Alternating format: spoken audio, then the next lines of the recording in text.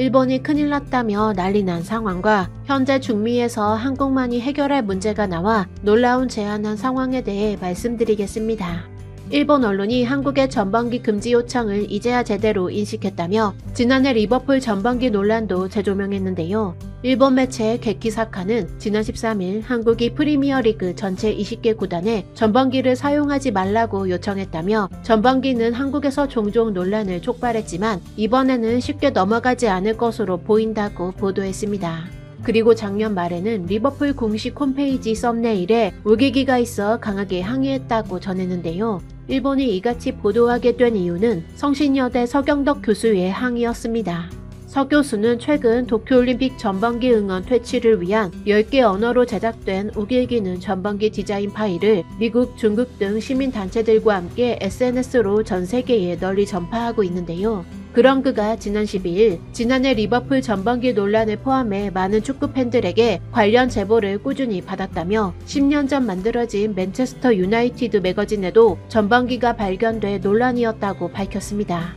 그리고 프리미어 리그는 전 세계 축구 팬들이 지켜보기 때문에 프리미어 리그에서 전범기가 꾸준히 등장하는 걸 비난만 할 것이 아니라 전범기의 정확한 역사적 배경을 전 구단에 알려주고 싶었다며 EPL 구단을 시작으로 스페인 프리메라 리가, 독일 분데스리가, 이탈리아 세리에 A 구단에도 같은 내용을 전달할 예정이라 전하면서 전범기 근절에 총력을 다짐했습니다. 이번 메일에는 피파의 산하기관인 AFC에서 지난 2017년 챔피언스 리그 예선 경기 당시 전범기 응원을 펼친 일본 가와사키 구단에 벌금 15,000달러를 부과했다는 사실을 강조했고, 일본의 우길기는 독일의 전범기와 같은 의미라는 역사적 사실을 담은 영상과 세계적인 스포츠 기업에서 우길기 문양을 사용했다가 없앤 사례집을 함께 첨부했는데요. 이에 일본 게키사카는 한국이 향후 다른 유럽 4대 리그인 스페인, 독일, 이탈리아 분데스리가에 전범기 관련 이메일을 보낼 것으로 보인다고 알렸습니다.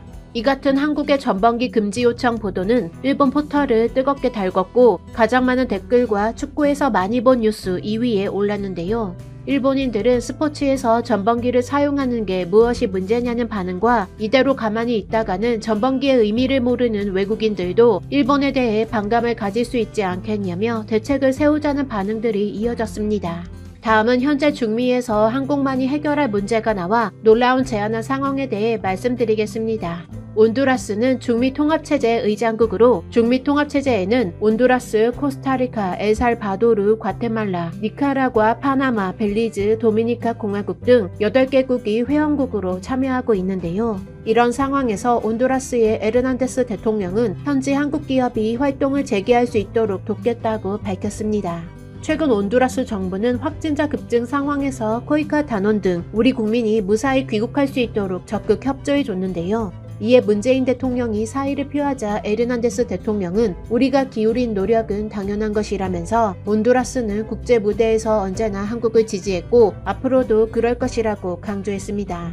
한국은 올해 온두라스의 요청에 따라 중미경제통합은행에 가입했는데요. 중미경제통합은행은 중미통합체제 회원국 중 5개국이 설립한 중미지역 최대 다자개발은행입니다. 한국은 올해 1월 공식 가입해 총 4억 5천만 달러를 출자해 7.2% 지분을 보유하고 있고, 온두라스는 중미경제통합은행 본부 소재국인데요. 이에 에르난데스 대통령은 한국과의 협력을 위한 구체적인 사업 제안을 내놓았습니다.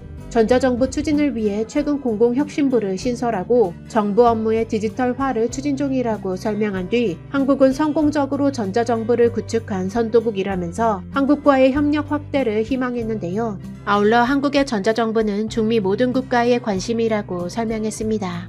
또한 에르난데스 대통령은 전기차와 가스차, 농업 분야 등에서도 한국이 선진국임을 잘 알고 있다면서 해당 분야에서 한국의 경험을 배우고 싶다고 말했는데요. 이에 문 대통령은 한국이 디지털 뉴딜 정책을 추진할 계획이라고 설명하고 온두라스의 전자정부 추진 사업과 서로 연계할 수 있을 것이라며 긍정적으로 답했습니다. 그리고 나머지 분야에서도 양국이 적극적으로 협력해 나가길 바란다고 했는데요. 이에 에르난데스 대통령은 온두라스와 한국은 국가 정책의 방향이 같아서 무궁무진한 협력 사업을 해낼 수 있을 것이라며 오늘 통화 자리에 자국 외교부 장관을 배석시킬 만큼 관계 부처 간 긴밀하고 신속한 논의가 개시되길 바란다고 전했습니다. 그리고 한국 기업이 대중교통 사업이나 전자정부 사업 등에 참여하면 한국과 중미 국가들 모두에게 도움이 될 것이라면서 문 대통령에게 온두라스 초청 의사를 밝혔는데요. 이에 문 대통령은 초청해 주셔서 감사하며 한국 외교부 장관에게 온두라스 측과 소통하도록 당부하겠다고 화답했습니다. 앞으로 한국이 중미 통합체제 의장국인 온두라스와 전자정부뿐만 아니라 다양한 분야에서 협력해 상부상조할 수 있는 관계로 나아갔으면 좋겠습니다. 여러분의 구독과 좋아요는 콘텐츠 제작에 큰 힘이 됩니다.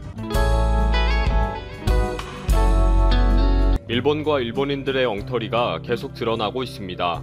갑자기 경찰까지 나서서 비상이 걸렸다고 하는데 사실을 알고 보니 이해도 되지만 너무 어이없는 일들입니다. 최근 일본은 C19 사태로 각 가정마다 1000마스크 2장 배포와 1인당 10만엔 특별 지급을 하면서 말도 안 되는 후진적 행정과 시스템을 노출시켰습니다.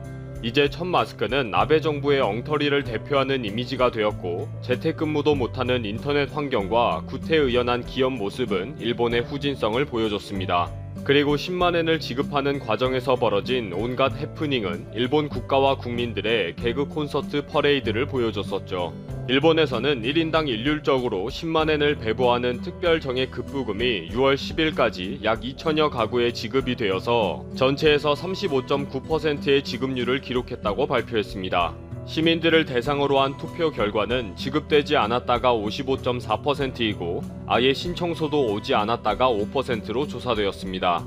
한국은 일주일 안에 90% 이상이 바로 지급이 되었는데 벌써 2달이 지났는데도 아직 이러고 있는 일본입니다. 아베는 왜 아직도 지급이 늦어지고 있느냐는 야당 의원의 질의에 나도 빨리 보내고 싶다 라고 답변을 해서 모두를 황당하게 하고 있는 실정입니다. 그런데 오늘자 요미우리 신문의 보도에 의하면 정말 엉뚱한 일들로 경찰서가 너무 바쁘게 되었다는 것입니다.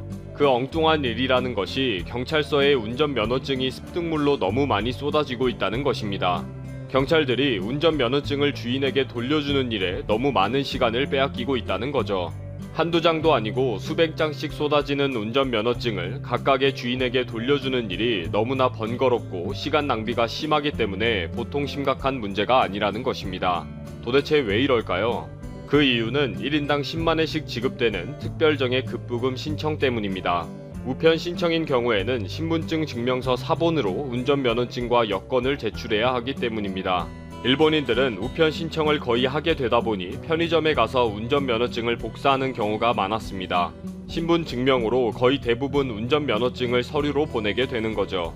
한 명이 운전면허증을 복사하고는 복사된 종이만 가지고 가고 덮개를 열어서 자신의 면허증을 찾아가지 않습니다. 그러면 그 다음 사람이 그 면허증을 빼서 옆에 던져놓고 자신의 면허증을 넣게 됩니다. 또 그 사람은 자신의 면허증은 잊어버리고 복사된 종이만 들고 나갑니다. 이런 일들이 계속 반복되다 보니 편의점마다 운전면허증이 수십 장씩 쌓여있게 되었다는 거죠. 각 현해 경찰서에는 외출 자제를 하게 되면서 최근에 습득물이 계속 줄어드는 상황이었는데 5월과 6월에 갑자기 운전면허증이 폭발적으로 습득물로 증가하고 있다는 것입니다. 각 현해 경찰서 등은 복사기를 이용한 후에 제발 자신의 운전면허증을 찾아갈 수 있도록 덮개를 열어서 확인을 철저히 해달라고 호소하고 있습니다. 아키타현 경찰서에서는 5월에는 199점의 운전면허증이 습득물 신고가 들어왔고 6월에는 10일 현재까지 이미 90점의 면허증이 들어와 있다는 것입니다. 다이센시 경찰서는 5월 7일부터 운전면허증이 습득물로 들어오기 시작하게 되자 경찰서는 주의를 요합니다. 복사 후 자신의 면허증을 찾아가세요 라는 전단지를 제작해서 지역 내 각 편의점에 부착했습니다. 또 편의점에서 독자적으로 대응하는 곳도 있습니다. 세븐일레븐은 행정에 의한 급부금의 지급에 있어서 복사기 사용 후 분신물이 증가하고 있습니다. 운전면허증이나 통장을 반드시 챙겨가시기 바랍니다 라는 게시물을 준비했습니다. 일본에서 운전면허증 습득 신고가 많이 들어오는 것은 초봄입니다. 주로 이사를 많이 하는 전출입 과정에서 운전면허증 복사가 필요하기 때문이죠. 임대 과정에서 계약을 하거나 관공서에 서류를 제출하는 과정에서 운전면허증의 복사가 필요하고 따라서 복사 과정에서 깜빡 잊어버리고 그냥 가는 일이 많이 생긴다는 것입니다. 그동안 그랬다 치더라도 앞으로가 더 큰 문제입니다. 일본에서는 최근 C19 사태를 맞이해 포인트 환급 현금 지급, 프리미엄 음식 티켓, 관광 쿠폰 지급, 소기업 급부금 지급 등 정말 많은 신청에 필요한 신청서를 우편으로 신청하는 경우가 계속 늘어나고 있다는 것입니다. 이 경우 거의 대부분이 신분증명서의 사본이 필요하다는 것이기 때문에 앞으로도 이러한 운전면허증이나 개인 통장 분실 등의 사례가 계속 늘어날 것으로 보고 있습니다. 일본 정부나 지자체에서는 복사기를 이용하면 분실물이 없는지 여러 번 확인해보기 바란다. 만약 잊어버린 경우에는 즉시 경찰서에 신고해달라고 당부하고 있습니다.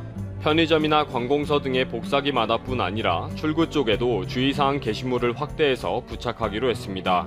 이런 혼란은 이미 예견된 것입니다. 이미 일본에서는 온라인 신청이 계속 문제가 생기면서 자신의 비밀번호를 가르쳐달라, 내 마이넘버를 잊어버렸다, 아무리 해도 안 되더라 라는 민원이 관공서로 몰려들면서 민원실과 공무원들은 아비규환 상태입니다. 그래서 지자체에서 결국 모두 우편으로 신청해달라, 차라리 그것이 더 빠르게 지급되는 길이다 라고 요청할 정도였기 때문입니다. 그리고 이번에 갑자기 운전면허증으로 곤란을 겪은 일본인들은 최근에 면허증을 반납한 고령의 운전자들입니다. 고령의 운전을 하면서 교통사고를 내는 경우가 있기 때문에 일본에서도 고령자의 운전면허증 반납을 사회운동화했습니다. 몇 푼의 사례금을 받고 면허증을 반납한 고령의 세대주들이 면허증을 신분증으로 제출할 수가 없기 때문에 연금 수처뿐인데 또 분실한 경우도 있다는 것입니다. 일본의 노인들은 여권이 없는 경우가 많기 때문에 결국 면허증이 없으면 연금 수처뿐이라는 거죠. 아무튼 뒤죽박죽 난리도 아니었다고 합니다. 마이넘버를 가지면 내 통장에 돈이 빠져나갈까봐 걱정이 되다 보니 일일이 신분증 들고 복사해서 제출하고 도장을 찍어야 한다니 얼마나 번거롭겠습니까? 분실한 운전면허증을 다시 찾느라고 고생하는 국민들이나 주인에게 돌려주느라고 힘든 경찰까지 다들 어렵게 살고 있네요.